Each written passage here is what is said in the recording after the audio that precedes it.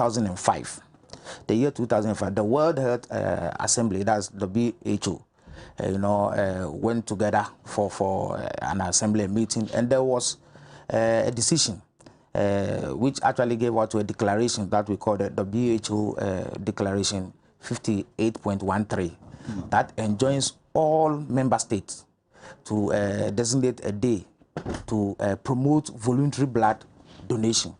And then, so this word was coined out of that resolution that there should be a celebration of World Blood Donor Day. And then World Blood Donor Day, what day will be deemed as appropriate to actually commemorate such an event. And they actually settled on the birthday of the discoverer of the ABO blood group called Karl Landsteiner. He was born on 14th of June. Karl Landsteiner. Okay. So in order to appreciate what he did for humanity by discovering the blood types, like the ABO blood groups, the day is used to commemorate and then appreciate voluntary donors, thank them for their life-saving gift of blood. Right, right. Per your objectives, I mean, this year you outlined 4 objectives behind the celebration, and the third and the fourth objectives seems to tell me or give me a clear picture that this year's focus is on the youth especially. How do the youth contribute to this journey or to this celebration? Well, like you rightly mentioned, we're trying to focus on the youth. That's the world over. That's the decision that we are focusing on the youth for sustainability and success of whatever blood program that we have, because the youth are considered to be the largest among the population. They are young, they are strong, energized, they are idealistic, innovative, and goal achievers. Like whatever they set out to do, they will achieve. So with blood donation, said that it has to be regular. It's not just a one-off thing. There should be continuity. So we have to actually harness on the potential of the youth to own it, so that at least together we can have a sustained and prolonged period of supply when it comes to blood donation. So that's why we are trying to actually center on the youth, so that we educate them, we let them buy in, let them see that's their own, let them feel that civic responsiveness to be responsible for the health of the society or the nation within which they find themselves. And when we are able to do that, we should be able to be supplying blood to save lives. That nobody should die as a result of lack of blood. Right. Of course, if I'm to ask you at what time is blood transmission very necessary, hence blood donation, there will be so many factors to mention. But before we get to that, let me find out, who qualifies to donate blood? Well, every individual, male or female, healthy, qualifies to donate blood. The underlined word here is healthy. The person must be healthy.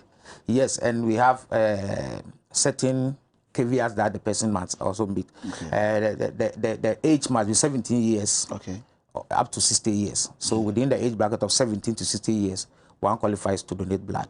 One must also weigh 50 kilograms and above, 50 kilos. So the weight is also of very significance when it comes to the volume of the blood. So 50 kilograms, the weight of rice? Or cement, one cement bag. One cement. I always use cement bag. 50 really kilograms. You do? I mean, that's kg. So 50, and then we have the 50 kg rice. 50 kg, that's the mazi. The mazi bag, we have 25 too. So if you say rice, somebody might misconstrue it to be 25 kilos. So me, I use cement as a standard, because cement bag everywhere you go is 50 kg. So that's the weight. Then aside of that, one must also pass what we call an HB test, hemoglobin test. This is done to actually ascertain whether you have enough of this blood to give or not. In actual fact, depending on the size of the individual, you have between 4,500 to 6,000 moles of blood, which is about 5 to 6 liters of blood. When you want to simplify it further, it's about 8 to 12 sachets worth of water in you. Yeah, that is the total volume that an individual will be carrying. And that's the approved point where the person can donate. Yes. So I was trying to drive at the point. Sure. Like, so you have that, and under normal circumstances, if even one have between, let's say, 6 to 8 sachets worth of like blood in the person is considered normal, can go about doing everything. So if you have about 8 to 12, that means you have excess. So the HB actually seeks to find out whether indeed whoever is coming out to do the blood donation have enough So in actual fact, it's your reserve that we are looking for, that we are going to tap into and do the collection. And what we are giving is not even up to a sachet water. We are only taking 450 ml, which is about 10% of your total volume, which will not harm you in any way, not do anything to you. And you can do this safely once every 4 months. So effectively in a year, one can donate blood 3 times. So aside of the HB, one is also made to go what we call eligibility criteria screening, just on short screening, just to make sure that the blood that you are going to donate will not bring harm your way and will also not harm the recipient of the blood, because it will be a win-win situation. And as much as we needed the blood to save the life of the patient, the life of the donor is also critical and dear to us. So everything is put in necessary or possible to make sure that the donor's health is not compromised, as well as the recipient's health. So you have to go through that screening, which we call a mini health check, mini health screening. You'll be going through a questionnaire, brief history, your blood pressure will be determined, pulse rate, some physical examinations will be conducted on you, just to make sure that the process is safe for you. Then you also go through what we call pre-donation information. It's a form of counseling officer, so that at least we psych you up to whatever you're going to do. And then from there, you undertake the blood donation exercise. The actual blood donation exercise is safe, simple, non-time consuming. Within 5 to 15 minutes, you would have given us the 450 ml of blood that we so require. And here too, let me reiterate that there is no point to have any phobia when it comes to blood donation as a result of maybe being infected, because all the equipment used are sterile. They are used once and disposed of. They are not transferable. So there's no point you can be infected as a result of blood donation. And all the medical personnel that man the blood donation process are all trained professional staffs that are maintaining high quality standards as well. Now, so with that, when the needle is inserted into your vein, within 3-4 minutes, you would have given us the 450 ml of blood. I see. That we so require. And then from there, the donor will rest for a while, about 10 minutes, and then he or she is refreshed. Given refreshment. The refreshment is just to make sure that the body quickly adjusts to the fluid that has actually gone out of the system. And one can go about doing normal activities, except that you will be advised not to engage in strenuous or physical activities immediately after donating the blood, such as maybe climbing up high altitudes, maybe indulging in physical exercise that will require that you sweat a lot. At least we advise that you shave that for a short period, maybe the next day, then you can go about doing normal activity. Your blood is on the way to saving a life if you are able to. So now I walk into any blood donation facility. My HP is okay. My HB. Yeah, HB. My HB is fine. Yes, my hemoglobin level is fine. It tells me I have adequate blood enough to donate. My age limits, I'm 17 and above. I'm good to go. And I'm tested, and then I'm told, oh, okay, so you're okay. Your blood is in its right proportion. Should I be concerned, or as concerned as I am? I'll ask you, where is my blood going? Oh yes, thank you. It's a right thing to know where your blood is going to, and like we explained. So I mentioned that there's pre-donation information, where the donor clinic staff will engage you. The donor clinic staff will tell you if there's time what your blood is actually going to be used for. And in actual fact, your blood is going to be transfused to people who are in dire need of that blood. People who have had road traffic accidents, children suffering from severe malaria as a result of that, they are very anemic. Even ordinary surgeries that requires that at least they have to enter into the body. The blood that will be coming out of that body cannot be salvaged and transfused back. There's supposed to be a blood standby to save this. Now, women undergoing labor, in the course of labor, will bleed a lot, and there's the need for blood to be on standby. Cancer patients, sickle cell, they have a whole lot of cases that requires that blood is on standby to be able to save these people. Not to mention hole in hearts, surgeries, and all that. Now, the constant want, or the constant want of the blood, the Ghana blood service, tells me that of late there are so many cases that require blood transmission. Do you agree that it's on the rise? The demand is higher now? Yes, as population increases, cases also increases, and as we also advance in science and technology, we have now complex surgeries that are coming on, hitherto which were not being done. And all this requires that to do it successfully, at least you must have blood on standby. So the demand for blood has actually gone high. And as population increases, virtually the demand for blood also increases, because one of our key cardinal indicators that we normally use to estimate for blood is in population growth. As population increases, then our blood requirements also increases. So we work with that, and to make sure that at least we have 1% of the population donating would have actually solved our problems. But sadly to say, we are not getting 1% of that population to actually do the donation for us. Currently, we are doing what we call family replacement donation to a large extent, and then voluntary unpaid donation to a limited extent, which is not good for us as a country. It should have been the other way around. Let me ask a double answer requiring question. Do we have enough blood? If we do we have proper storage systems? Well, we don't have enough blood. We don't have enough blood. I would have wished we have enough blood, so that at least I can confidently answer the second question, that proper storage system. We have, in fact, capacity storage systems to store the blood that we require as a nation. That's 280,000, close to 300,000 units of blood. We have that capacity to store. But sadly enough, we are not getting enough blood to do that. Then we should also do that. The blood also have a very limited shelf life. Within 35 days, it should be used, or it goes bad. So we are of the view that at least people should be regular, donors should be regular. Most of the time when you organize blood drive, we realize that the first timers are a lot. Then subsequently it drops. We don't have the first timers repeating. If like we are supposed to have the first timers repeating as they should, at least we wouldn't have much of a challenge.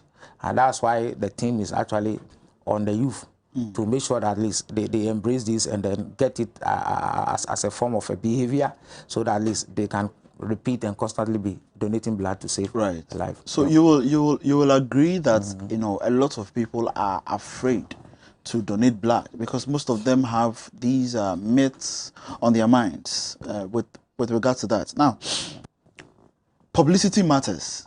I mean, how well you are going to reach out to some of these people skillfully matters. How strong has your sensitization activities been? Well, thank you very much. Yes, so you pinpointed to the cause of most of these things. Actually, publicity has not been launched out in terms of targeting the youth. We've not been loud enough. We've not been visible enough. Like, you should be seeing us in every corner. And when that happens, it also affects education. So it means that education has not actually gotten to the very last individual within the society, so that they should know something about blood donation. And that is what we are doing. That's why we also need the help of those who have the powers, like the media, like what you are doing. You know, you have a wider viewership and listenership, your distant cast across. So when you give us the opportunity like this, then we also come and do the education. So we have plans. We have sustained education. We have donor recruitment officers who are part of the blood service, who have been trained to reach out and do education. So it's something that is part of our program that we call the blood donor program. But what is needed now is the leverage to actually be visible everywhere, to sell our brand and be out there.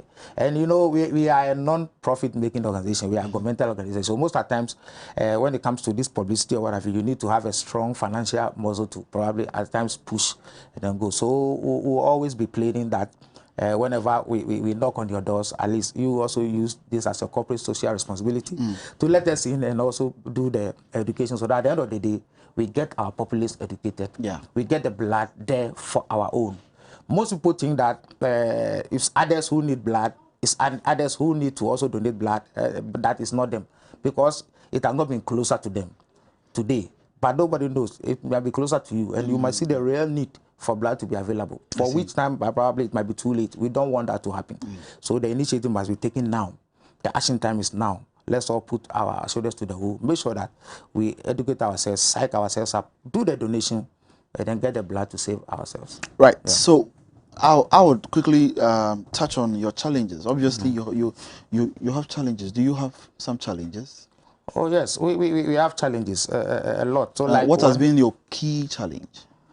Well, our key challenge has been financial challenges. Definitely, we always operate no, not with our full budgetary allocations. You know, we depend on GOG for funding, and GOG is the father and mother of all. Imagine all these institutions always asking for. So GOG will share the little that it has for all of you, and then you also will try and do internet generated. So challenge is key. Our key challenge is finance, and the other one is partnership.